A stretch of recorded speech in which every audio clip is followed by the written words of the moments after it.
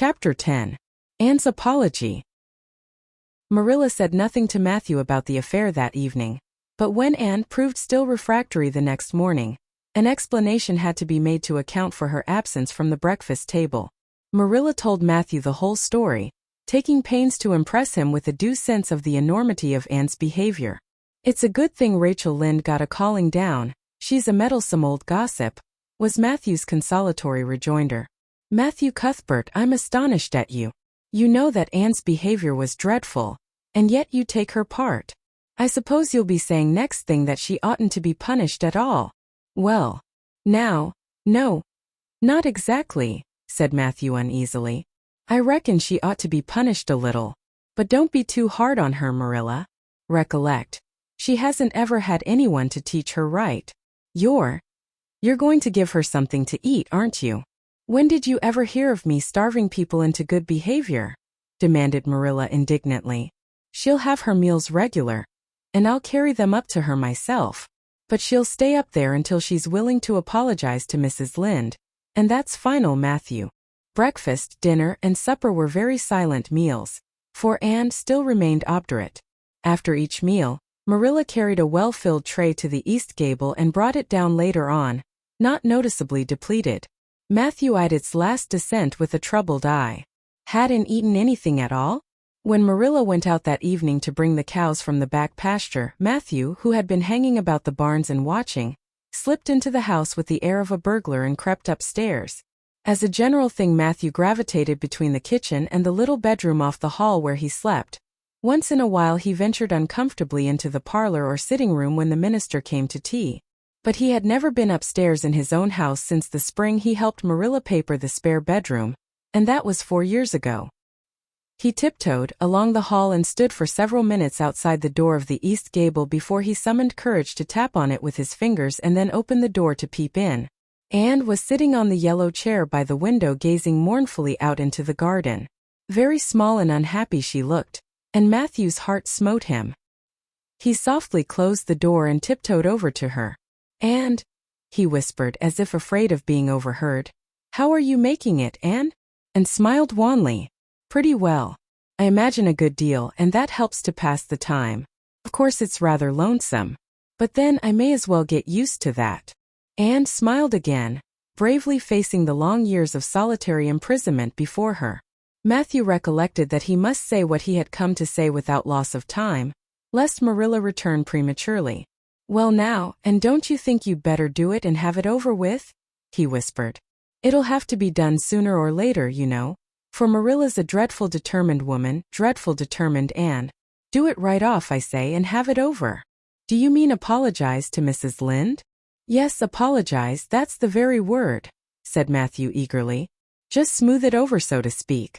That's what I was trying to get at." "I suppose I could do it to oblige you," said Anne thoughtfully. "It would be true enough to say I am sorry because I am sorry now. I wasn't a bit sorry last night. I was mad clear through and I stayed mad all night. I know I did because I woke up 3 times and I was just furious every time. But this morning it was over.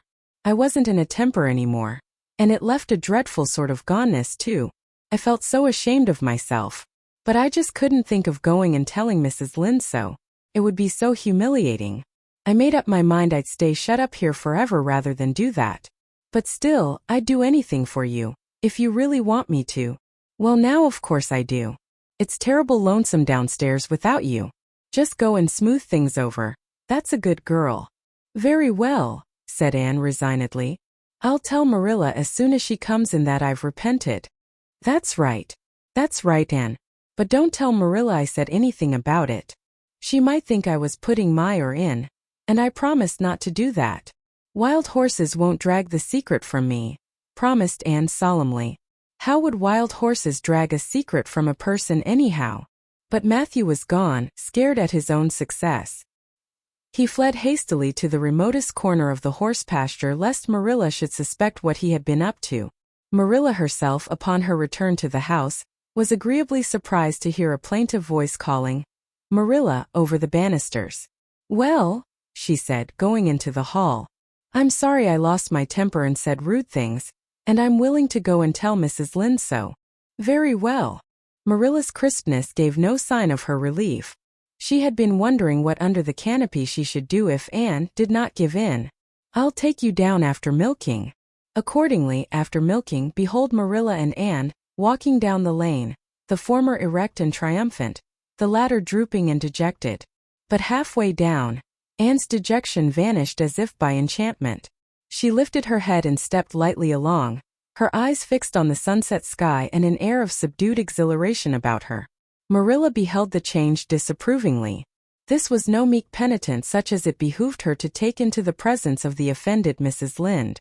"What are you thinking of, Anne?" she asked sharply. "I'm imagining out what I must say to Mrs. Lynde," answered Anne dreamily. This was satisfactory, or should have been so. But Marilla could not rid herself of the notion that something in her scheme of punishment was going askew, and had no business to look so rapt and radiant. And continued until they were in the very presence of Mrs. Lynde, who was sitting knitting by her kitchen window. Then the radiance vanished.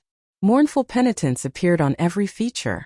Before a word was spoken, Anne suddenly went down on her knees before the astonished Mrs. Rachel and held out her hands beseechingly. "Oh, Mrs. Lynde, I am so extremely sorry," she said with a quiver in her voice. "I could never express all my sorrow. No, not if I used up a whole dictionary. You must just imagine it. I behaved terribly to you, and I've disgraced the dear friends Matthew and Marilla, who have let me stay at Green Gables although I'm not a boy. I'm a dreadfully wicked and ungrateful girl, and I deserve to be punished and cast out by respectable people forever. It was very wicked of me to fly into a temper because you told me the truth. It was the truth. Every word you said was true. My hair is red and I'm freckled and skinny and ugly. What I said to you was true too, but I shouldn't have said it. Oh, Mrs. Lynde, please, please forgive me. If you refuse, it will be a lifelong sorrow on a poor little orphan girl. Would you? Even if she had a dreadful temper? Oh, I am sure you wouldn't. Please say you forgive me, Mrs. Lynde." Anne clasped her hands together, bowed her head, and waited for the word of judgment. There was no mistaking her sincerity. It breathed in every tone of her voice. Both Marilla and Mrs. Lynde recognized its unmistakable ring, but the former understood in dismay that Anne was actually enjoying her valley of humiliation, was reveling in the thoroughness of her abasement. Where was the wholesome punishment upon which she, Marilla, had plumed herself, and had turned it into a species of positive pleasure? Good Mrs. Lynde, not being overburdened with perception, did not see this. She only perceived that Anne had made a very thorough apology and all resentment vanished from her kindly, if somewhat officious heart. There, get up, child," she said heartily. "Of course I forgive you. I guess I was a little too hard on you anyway. But I'm such an outspoken person. You just mustn't mind me, that's what. It can't be denied your hair is terrible red. But I knew a girl once, went to school with her in fact, whose hair was every mite as red as yours when she was young, but when she grew up it darkened to a real handsome auburn. I wouldn't be a mite surprised if yours did too. Not a mite." "Oh, Mrs. Lynde." Anne drew a long breath as she rose to her feet. "You have given me a hope. I shall always feel that you are a benefactor. Oh, I could endure anything if I only thought my hair would be a handsome auburn when I grew up. It would be so much easier to be good if one's hair was a handsome auburn, don't you think? And now may I go out into your garden and sit on that bench under the apple trees while you and Marilla are talking? There is so much more scope for imagination out there." "Laws, yes, run along, child. And you can pick a bouquet of them, white June lilies over in the corner if you like." As the door closed behind Anne, Mrs. Lynde got briskly up to light a lamp. "She's a real odd little thing. Take this chair, Marilla. It's easier than the one you've got. I just keep that for the hired boy to sit on. Yes, she certainly is an odd child, but there is something kind of taking about her after all. I don't feel so surprised at you and Matthew keeping her as I did, nor so sorry for you either. She may turn out all right. Of course she has a queer way of expressing herself, a little too, well, too kind of forcible, you know, but she'll likely get over that now that she's come to live among civilized folks. And then her temper's pretty quick, I guess. But there's one comfort, a child that has a quick temper, just blaze up and cool down, ain't never likely to be sly or deceitful. Preserve me from a sly child, that's what. On the whole, Marilla, I kind of like her." When Marilla went home, and came out of the fragrant twilight of the orchard with a sheaf of white narcissi in her hands. "I apologized pretty well, didn't I?" she said proudly as they went down the lane. "I thought since I had to do it I might as well do it thoroughly." "You did it thoroughly all right enough," was Marilla's comment. Marilla was dismayed at finding herself inclined to laugh over the recollection. She had also an uneasy feeling that she ought to scold Anne for apologizing so well, but then that was ridiculous. She compromised with her conscience by saying severely, "I hope you won't have occasion to make many more such apologies. I hope you'll try to control your temper now, Anne." "That wouldn't be so hard if people wouldn't twit me about my looks," said Anne with a sigh.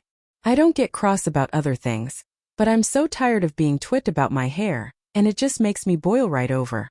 Do you suppose my hair will really be a handsome auburn when I grow up?" "You shouldn't think so much about your looks, Anne.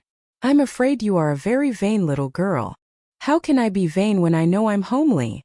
protested Anne. "I love pretty things, and I hate to look in the glass and see something that isn't pretty. It makes me feel so sorrowful, just as I feel when I look at any ugly thing. I pity it because it isn't beautiful." "Handsome is as handsome does," quoted Marilla. "I've had that said to me before, but I have my doubts about it," remarked skeptical Anne, sniffing at her narcissi. "Oh, aren't these flowers sweet? It was lovely of Mrs. Lynde to give them to me. I have no hard feelings against Mrs. Lynde now. It gives you a lovely, comfortable feeling to apologize and be forgiven, doesn't it? Aren't the stars bright tonight? If you could live in a star, which one would you pick?" "I'd like that lovely clear big one away over there above that dark hill." "Anne, do hold your tongue," said Marilla, thoroughly worn out trying to follow the gyrations of Anne's thoughts. Anne said no more until they turned into their own lane. A little gypsy wind came down it to meet them, laden with the spicy perfume of young duet ferns. Far up in the shadows a cheerful light gleamed out through the trees from the kitchen at Green Gables. Anne suddenly came close to Marilla and slipped her hand into the older woman's hard palm. "It's lovely to be going home and know it's home," she said. "I love Green Gables already, and I never loved any place before. No place ever seemed like home. Oh, Marilla, I'm so happy. I could pray right now and not find it a bit hard." Something warm and pleasant welled up in Marilla's heart at touch of that thin little hand in her own, a throb of the maternity she had missed perhaps. Its very unaccustomedness and sweetness disturbed her. She hastened to restore her sensations to their normal calm by inculcating a moral. "If you'll be a good girl you'll always be happy, Anne. And you should never find it hard to say your prayers." "Saying one's prayers isn't exactly the same thing as praying," said Anne meditatively. "But I'm going to imagine that I'm the wind that is blowing up there in those treetops. When I get tired of the trees I'll imagine I'm gently waving down here in the ferns, and then I'll fly over to Mrs. Lynde's garden and set the flowers dancing, and then I'll go with one great swoop over the clover field, and then I'll blow over the lake of shining waters and ripple it all up into little sparkling waves. Oh, there's so much scope for imagination in a wind. So I'll not talk any more just now, Marilla." "Thanks be to goodness for that," breathed Marilla in devout relief. End of chapter 10.